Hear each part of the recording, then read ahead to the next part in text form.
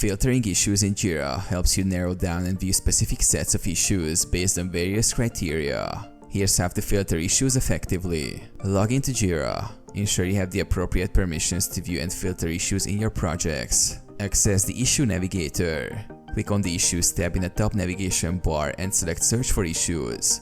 This opens the Issue Navigator where you can start building your filter. Choose Basic or Advanced Search. Basic Search. Use this option for a user-friendly interface with drop-downs and checkboxes. You can filter by fields such as project, issue type, status, assignee, and more. Advanced Search. Switch to JQL for more complex queries. Enter a JQL query to filter issues precisely. For example, project equals project name and status equals open. Apply filters. In Basic Search, select or deselect options to refine your search. In Advanced Search, adjust your JQL query as needed. Use the search button to apply the filter and display the results. Save filters. To save a filter for future use, click Save As near the search bar.